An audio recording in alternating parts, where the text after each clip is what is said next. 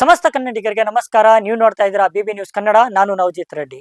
ಯಾಕಪ್ಪ ವೈಟ್ ಹಾಳೆ ತಗೋತಿದ್ಯಾ ಅಂತ ಅಮ್ಮ ಮಗನ್ನ ಕೇಳಿದಾಗ, ಏನಿಲ್ಲ ಜಸ್ಟ್ ಲೆಕ್ಕ ಬರಿಬೇಕು ಅಂತ ಡೆತ್ ನೋಟ್ ಬರೆದಿದ್ದಾನೆ.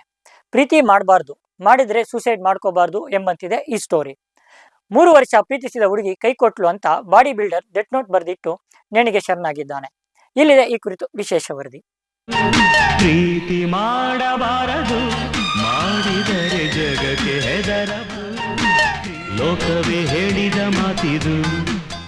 ಬೆಂಗಳೂರಿನ ಮಹಾಲಕ್ಷ್ಮಿ ಲೇಔಟ್ನಲ್ಲಿ ಪ್ರೇಮ ವೈಫಲ್ಯದಿಂದ ಬಾಡಿ ಬಿಲ್ಡರ್ ಆತ್ಮಹತ್ಯೆ ಮಾಡಿಕೊಂಡಿದ್ದಾರೆ.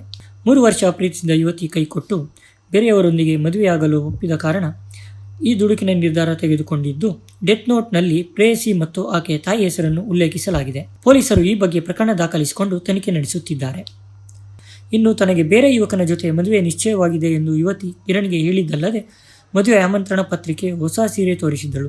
ಇದರಿಂದ ಮನನೊಂದು ನೇರವಾಗಿ ಮನೆಗೆ ಬಂದ ಕಿರಣ್ ಆತ್ಮಹತ್ಯೆಗೆ ಶರಣಾಗಿದ್ದಾರೆ. ಘಟನಾ ಸ್ಥಳಕ್ಕೆ ಮಹಾಲಕ್ಷ್ಮಿ ಲೇಔಟ್ ಠಾಣಾ ಪೊಲೀಸರು ಭೇಟಿ ನೀಡಿ ಪರಿಶೀಲನೆ ನಡೆಸಿದ್ದು, ಮರಣೋತ್ತರ ಪರೀಕ್ಷೆಗೆ ಮೃತದೇಹವನ್ನು ವಿಕ್ಟೋರಿಯಾ ಆಸ್ಪತ್ರೆಗೆ ಶಿಫ್ಟ್ ಮಾಡಲಾಗಿದೆ.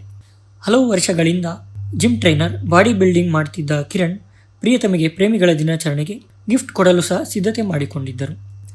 ಆದರೆ ಈ ನಡುವೆ ಪ್ರೇಯಸಿ ಮತ್ತೊಬ್ಬನ ಜೊತೆ ಮದುವೆ ವಿಷಯ ಪ್ರಸ್ತಾಪಿಸಿದ ಕಾರಣ ಆಘಾತಕ್ಕೊಳಗಾಗಿದ್ದ ಕಿರಣ್ ದುಡುಕಿನ ನಿರ್ಧಾರ ಮಾಡಿದ್ದಾರೆ.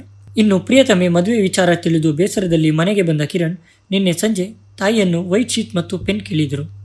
ಇದರಿಂದ ಅನುಮಾನಗೊಂಡ ತಾಯಿ, ಯಾಕಪ್ಪ ವೈಟ್ ಹಾಳೆ ಎಂದು ವಿಚಾರಿಸಿದಾಗ, ಹೆದರಬೇಡಮ್ಮ, ಫೈನಾನ್ಸ್ ಲೆಕ್ಕ ಬರೀತಿದ್ದೀನಿ ಎಂದು ಕಿರಣ್ ಹೇಳಿದರಂತೆ. ಘಟನೆ ಸಂಬಂಧ ಸದ್ಯ ಯುವತಿ ಹಾಗೂ ಕುಟುಂಬಸ್ಥರ ವಿರುದ್ಧ ಮಹಾಲಕ್ಷ್ಮಿ ಲೇಔಟ್ ಠಾಣೆಗೆ ಕಿರಣ್ ಕುಟುಂಬಸ್ಥರು ದೂರು ನೀಡಿದ್ದು, ತನಿಖೆ ಮುಂದುವರೆದಿದೆ. ಇದಾಗಿತ್ತು ಇವತ್ತಿನ ವಿಶೇಷ ವರದಿ. ಸಮಗ್ರ ಸುದ್ದಿಗಾಗಿ ಸದಾ ಗಮನಿಸಿ ಬಿಬಿ ನ್ಯೂಸ್ ಕನ್ನಡ. ಇದು ಕನ್ನಡಿಗರ ಧ್ವನಿ.